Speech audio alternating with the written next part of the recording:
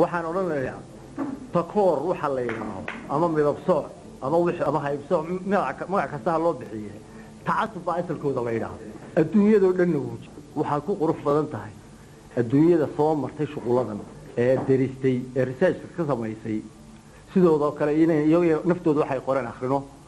sidii loo daweeyay qaar eegno waa loo baahanyahay midabkaa la isku takooraa dherarkaa la isku takooraa iminka burundi gaagaab iyo dherer baa la isu dilaya oo la isu gumaysanaya caddaan iyo madow baa la isu hayaa diimaa la isku hayaa af baa la isku hayaa kolkaa waxay soomaali u gooniya inaan wax soomaali u gooniya maaha waxaan leeyahay weliba waynu ugu ladanay inagu taasi waa mid hadalka kale waxa weeye war ma muslim la dhaqayn ma yahow mise inta aan diinta ka maqanahay haddii la islaamo waxana way dhamaanayaan ilaahay wuxuu yidhi atu'minuuna bibacdi alkitaabi watakfuruuna qaar waa kan sheekhi fadhiya suura geli mayso ilaahay ma ogola waxayna inay qalad yihiin waynu aragnaa inay dulmi yihiin waynu aragnaa haddaynu muslimno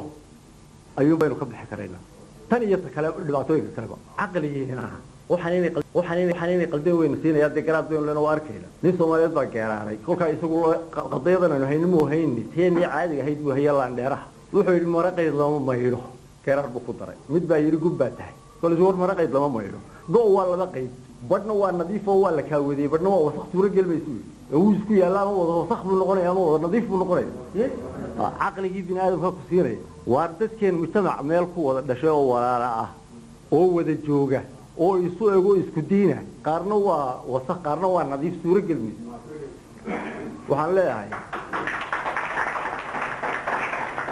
waxaan leeyahay waxyaabaha dhaqankiina way ka dhib badan yihiin waxyaabaha kale xalkooda inta dhaqanku abuurma muddo dheer bay qaadataa intuu ku baaba'ana muddo dheer bay qaadataa ayaan dhawey ayuunba waxaan ogaaday berigii hore shaararka iyagu way xidhnaan jireen oo halkaasaa loo gashan jiray macawisaa iyaguna way furaan jireen dheero dhowd baan ogaaday in macawistiina xidhan tahay shaarkiina furan yahay waar goorma ay isbedesheen mudday qaadanaysaa waxaan leeyahay sidii uu rashiid iminka yidhi waxaan yaan laga hadhin nadwad yar oo la isugu yimaadanayay noqonin marka la kala rabo waxaan ina waliba gurigaagii iyo majliskaagii iyo meeshii aad tegayso ha lagu soo qaado ha laga hadlo laba maxamed ba way isaga dambeeyeen si rasmi ahoo research leh oo aynu baadhnana oo isugu nimaadnana ha loo qabanqaabiyo tanina furitaan ha inoo ahaato qolada telefishinka waa la madax bannaan yaa iminka la yidhi madax bannaan baynu hadal haynaa haddana arrin kale aynu hadal haynaa xaggee laga madax bannaan yahay la jabiye